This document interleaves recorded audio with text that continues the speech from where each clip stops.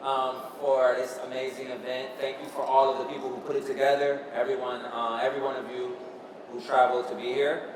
So we always like to start with intention, setting the intention, setting the foundation. And so I have a short piece of music that I've composed, and it uses 444 hertz frequency, which I'll explain a little bit more about that later, but its intention is for relaxation, presence, and emotional freedom.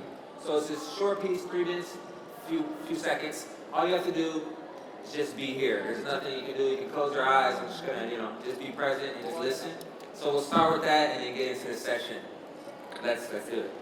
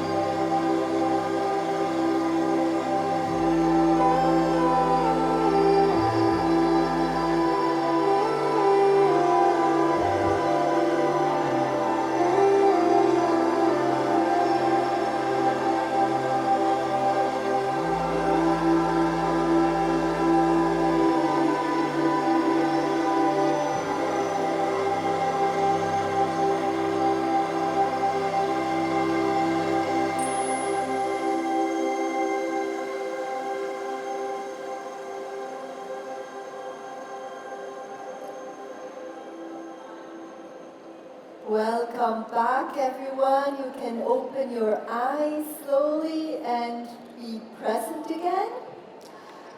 Maejor, tell us what are sound frequencies and why was this song so different from what we hear in the mainstream? Absolutely. So I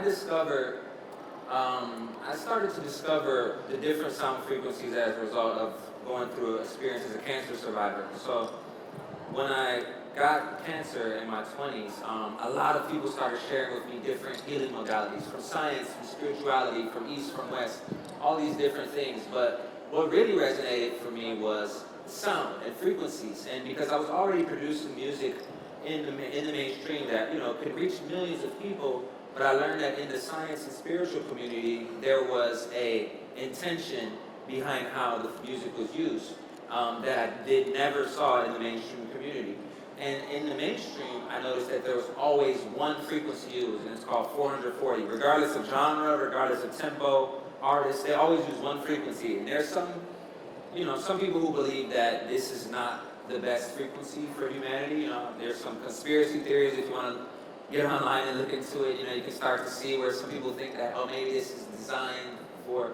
But what I did learn was that there are certain frequencies that have a positive effect on our mind, our body, and ultimately our energy and our soul, our heart. So I started to think, how can I weave some of these ideas that I was learning in the science and spiritual community in with my mainstream and just be a bridge. So it's not something that I created or anything, but it's just trying to help make these things more accessible. Because we are here at the Healthcare and Technology Conference, which are some of the frequencies that you use the most, and what kind of beneficial mental and physical health impact do they have? Absolutely. So there we go. So for one of the main modalities we use is one called binaural beats, which I'm not sure if people are familiar with this, but what happens is that there's two slightly different frequencies in the left and the right ear, and the brain recognizes the difference, called the beat, and your brainwaves actually synchronize to this frequency. So this was one of the first things that kind of showed me that this was real, because when I heard it, I thought, this is a little bit woo-woo, what do you mean, like the sound can affect, it would just seem really far out. But when I saw the binaural beats, which can be measured with an EEG, shows that your brainwave state changes by listening to these particular frequencies, it kind of really showed me that, the validity of this. And so we use binaural beats. I use 444 frequency, which the C is 528, which some call the love frequency. But the reason I use that is because it's very close to the mainstream at 440 that everyone is used to hearing. And my goal is to kind of sneak it in, like we say, like candy, like a little medicine in the candy. So I make it sound like a normal pop song. I don't necessarily, like this music we play is more intentional for artists like this, but for some of the stuff that I put out, it just sounds like a normal song, but inside of it, it has some of these frequencies in it. And so 444 is close enough that it can sound to your ear very similar to a song you've heard in the club, in the radio, but on a subtle level be lifting you up. Yes. Now, you are a Grammy-nominated singer, songwriter, producer, multi-platinum. You produced Justin Bieber, are one of the duo with Martin Garrix in Area 21. Drake produced some of the world's superstars. It must have appeared and sounded a bit woo-woo as well when you approach these big record labels. What did these guys and executives say when you approach them with sound frequencies? Yeah. So when I first got on this mission, this was pre-COVID, like right before COVID came, pandemic, and I sat at a long boardroom table of all these executives from Universal Germany, Universal Japan, Universal, all these different people. I said, guys, I got it. We're gonna do music and wellness and sound healing, and it's gonna be like helping people's mind and spirit. And they were just quiet, like, what's wrong with this guy? This guy's crazy, because at the time it wasn't necessarily, they didn't see how they could market, they were thinking about, we need to make only hit songs and only, this is the formula. So it was a bit off of the beaten path, but luckily, or just as time evolved, when the pandemic came, a lot of things about like mental health came more into the forefront, more into the mainstream, more discussed. And so now a lot of those ideas that we were talking about then, actually Universal is starting a frequency division, and a lot of people are, working and more intentional. But as I say, we all do it already intuitively. We play different music when we want to wake up, when we want to go to the gym, when we want to, relax. So now it's just about finding what is the most intentional so that we can add to our use of it and, make it really make sense for where we are. Who in the room has listened to Justin Bieber's latest Swag 2 album? Whoa, a few hands up. Maybe they noticed that there is something different? Yes. What is it? A little exclusive for the audience here? So I did this process that it's so new that the record label doesn't even know how to classify it, but I'm calling it frequency magic. And basically, I'm just putting a touch, putting some little, some vibes into the music as part of our goal and what one at the Frequency School of making, bringing these ideas into the mainstream. And so it's just about trying to make it accessible, sneaking it in. I haven't really said it, like here's a safe space, I feel like I can say it, everyone's ears focused in health and stuff like this. But sometimes when I'm in these, like other communities, sometimes people are not necessarily like always the most ready for this, so I just been sneaking it in. So some of these artists, like you said in the beginning, some of them I told, Justin loves it, he's excited about it, but some artists, they don't even know. I just do it when they're not watching, yeah. So Justin knows that you adjusted the frequency? Yes, Justin okay, loves it. fantastic. He actually asked me to do it, yeah. Okay, So well, that one's okay, yeah. so your dream is coming true, that sound frequencies are going into the mainstream now. Tell us a little bit about your work, but most importantly, your vision with the frequency school that you launched last year. Absolutely. No, I'm glad with an awesome team we've launched this initiative called the Frequency School. And what it really was, it started as like what things that I wish I learned earlier, things that we all wish we learned earlier. And if we could modify the education system for today to match the times of today, like the world is changing, everything's changing, but the system seems pretty antiquated. So like, how can we think about introducing some of these concepts that we talk about all the time earlier? And so for me, that was things like mindfulness, of course, is emotional intelligence, all types of things. Music, of course, music. So yeah, it's become something that's grown because each person, every person, I'm sure everyone in here has something that they wish they were taught at school, or even things like personal finance, anything that you like never learned at school. It's like a chance for us to rewrite these ideas and bring it into to the next generation. And so I'm grateful to work with an awesome team, you guys, and just everyone who's working with it. We've done stuff in India. We're building some studios for the kids to be able to produce and create music.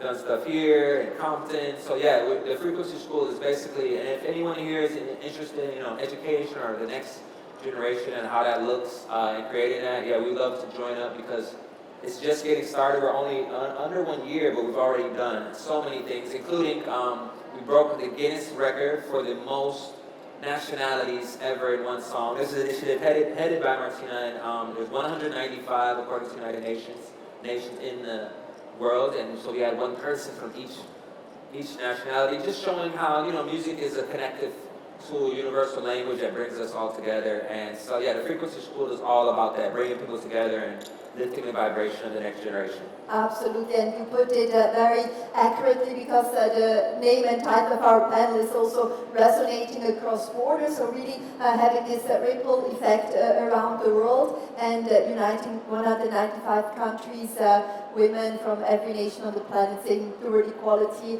and you using the 528 hertz love frequency. You mentioned education and mental health, well-being with your philanthropic initiative called Impact Initiative by the Frequency School.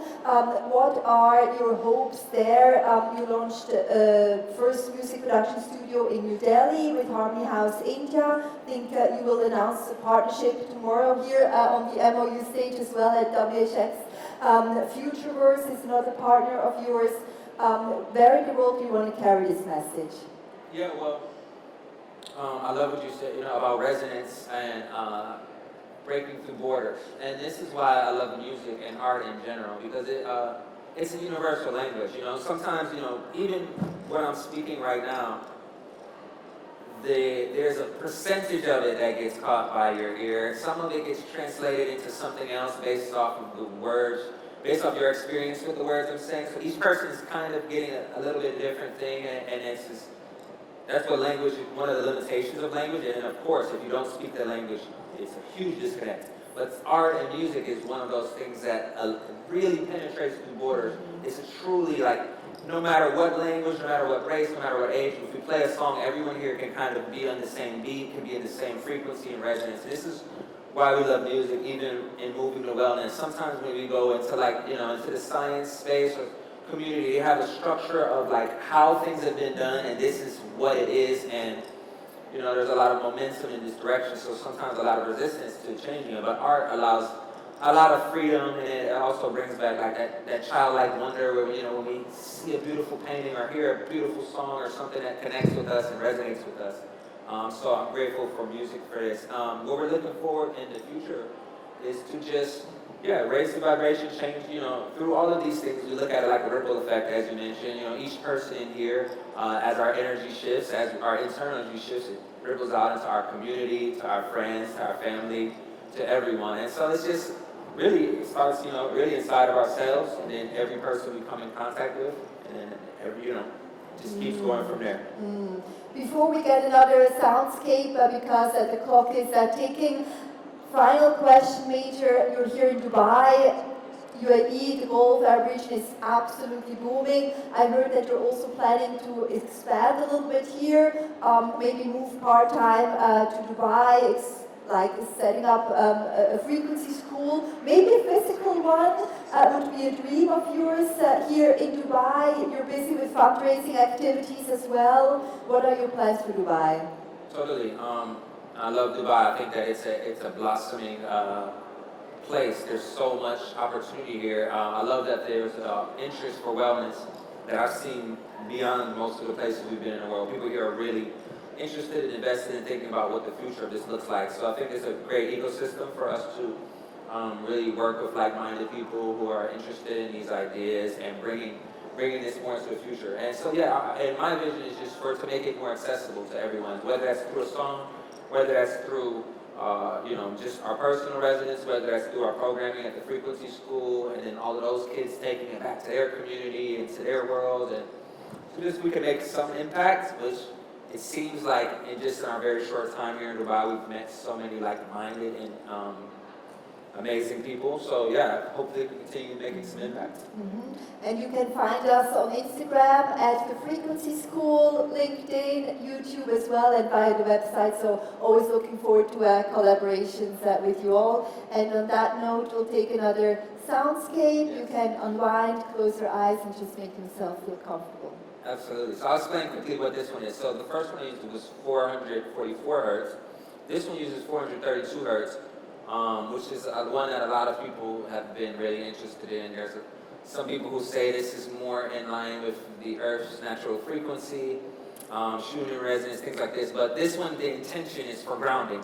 So as we leave out into go into here, we can hopefully be more grounded, more settled, so that every conversation, every interaction we have is coming from a super intentional and grounded present place. So this is the last one. I call it spiritual elevation, but this is a kind of a short, funny story, talking about like business, culture, and then also spirituality. So like my vision was like, guys, call this spiritual elevation, and I did a show with Amazon, and they said, you know what?